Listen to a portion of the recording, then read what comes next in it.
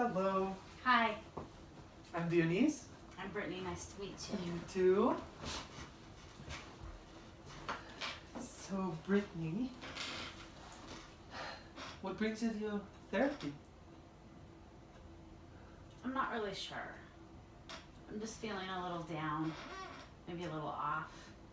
Okay. Okay, well, give me a little bit of background on that. Like, for how long have you been feeling like this? A few months now.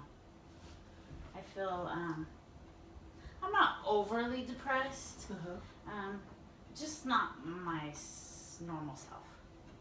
Okay. Maybe a little more scattered, a little more anxious. I've been having some weird chest pains. Oh, okay. But I don't think it's anything. I think it'll pass. Just maybe situational. Okay. What do you mean by situational? What is the situation? I have a lot going on right now. I have a lot of demands as a mom, as a student, as the only social worker at a very busy cancer center. So I feel like I'm being pulled in a lot of directions. So you go to school. Yeah. And you're a mom. And you're working. Busy. Yeah, sounds very busy. Goodness. And then, but you still found time for therapy. Yeah. I know that there's benefits in therapy. Good. Well, I sure hope that, this will help you. You use the word depression though, do you not? I did. What is it that made you or pushes you to use that word?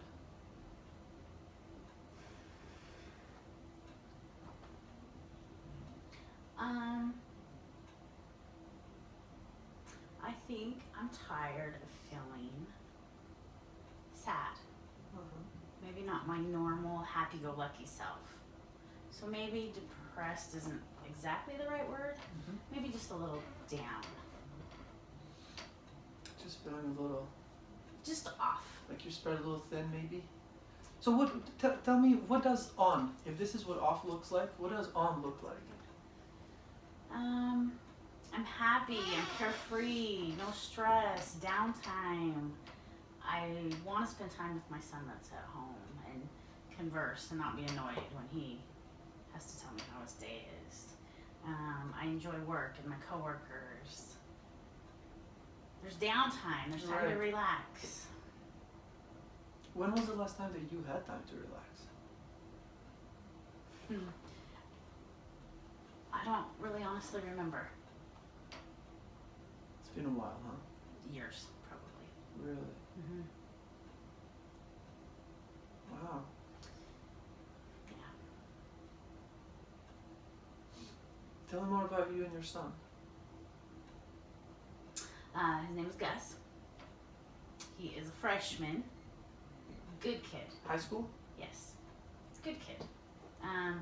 When he's good, he's good. When he's bad, watch out. I know it's a phase. I think it's probably just his age. He's good at pulling the guilt card. You know, if you didn't have class tonight, then you could go to my game. Or that kind of thing. So I know he knows he's really smart. And so I know he knows how to push my buttons. So it's kind of a little dance that we do. I just don't feed into it. But it's stressful. You know, and I there is a little bit of me that feels guilty for not being available. Right. And it's normal to, let's say, to feel guilty.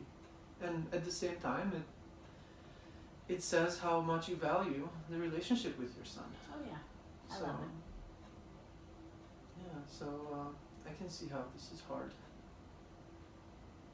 So you feel that maybe you're sacrificing, sounds like, is that what you're saying? You've been sacrificing a bit the relationship with your son?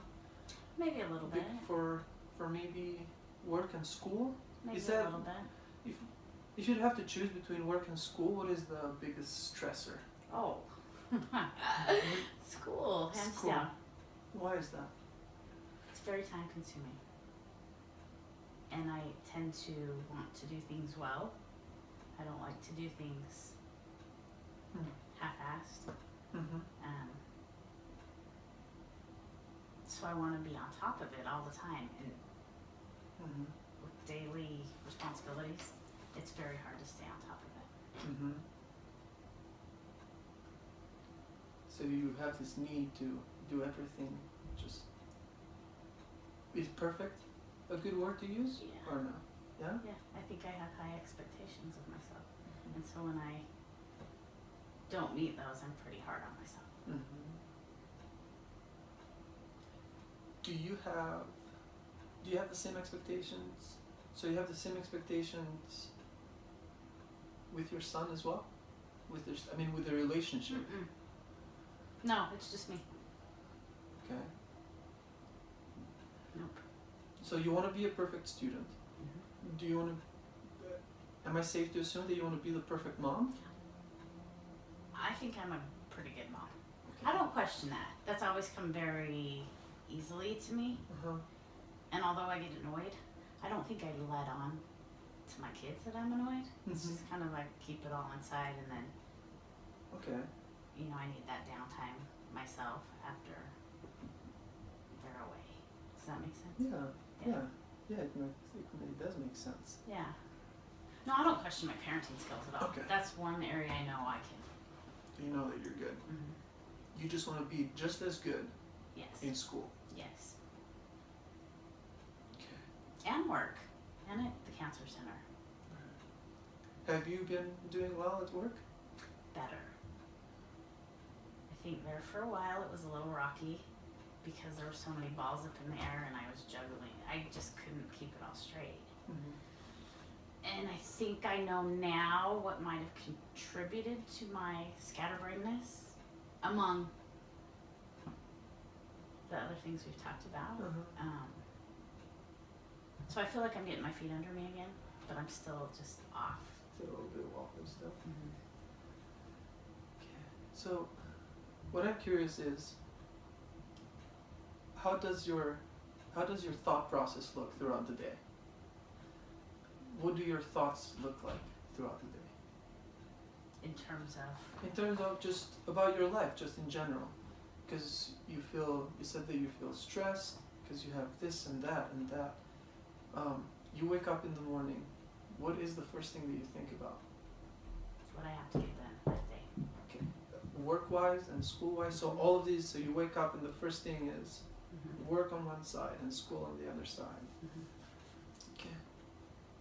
What about the rest of the day? Like, it's always, that's always on my mind. Time constraints and pressure and how am I going to fit it all in. But there's always this underlying, it is a little bit of sadness. Just down. Like there's more I could be doing or something I need to do differently that I'm just missing. Right. Because sadness is definitely not the vibe that you gave me when I first met you. So... I hide it well. You do. I know I do. I think if you kind of ignore it, it will go away. Well, I don't think that now. Right. But I was raised thinking that. And so there's little pieces of that still kind of sneak up on me occasionally.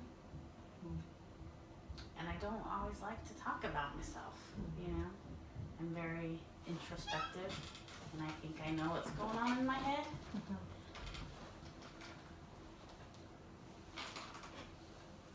But maybe I need some outside interpretation. Yeah, it always helps to have someone to talk to. What I'm curious of is, if work is so stressful and school is so stressful, then why do it? I don't know any differently. I wanted to get my master's degree for 20 years. Right. It's always been something I've wanted to do since I started being a social worker. But it was always just not the right time. Not the right time. And I can't. I mean, I'm excited about it. I know it'll be worthwhile. Mhm. It's just getting through those hoops. So you've always known that you wanted to do Oh it? yeah. Yeah. Can you remember since back when you've known that you wanted to do it? Well, I think it was my first like internship as a bachelor's level social worker. Okay. And you just, one day you just thought to yourself, I want to do a master's. No, maybe it was even before that. I mean, I've always wanted to help people. I've kind of always seen myself in this, not caregiving role. Yeah. Helping role. Mm-hmm. Mm-hmm. So I think I've always wanted to do it.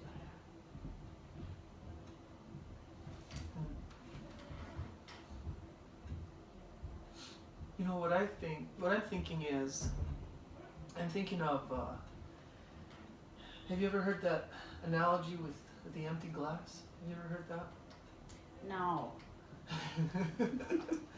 I'm thinking of that when I think of what you just said, of how, you know, if the glass is empty, you can't pour any water into another glass, right? Mm-hmm.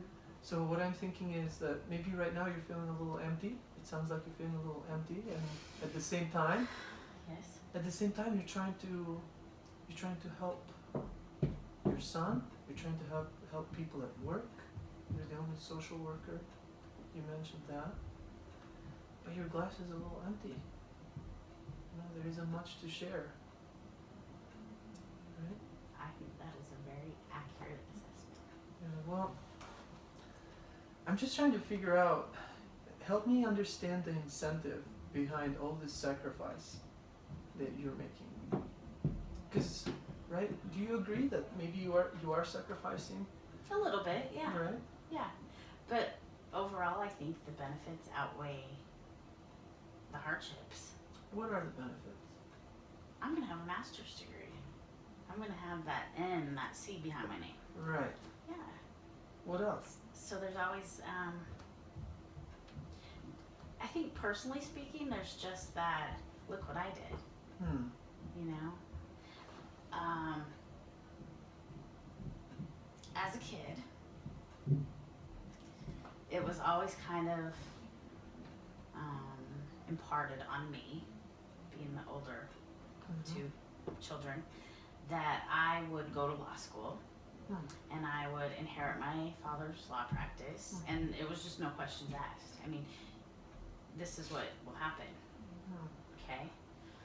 And so, obviously that didn't happen. I mean, life kind of got in the way, and I think there's always some element of light bulb disciplining my father, because I couldn't take over his practice. I didn't go to law school. So there's this need to maybe show him what I'm capable of. So you're fighting for perfection, but perfection as your father sees perfection, or as you see perfection? Whew. Him, in his eyes. And that's kind of heavy on you, huh? Kind of weighs on you a bit? Yes.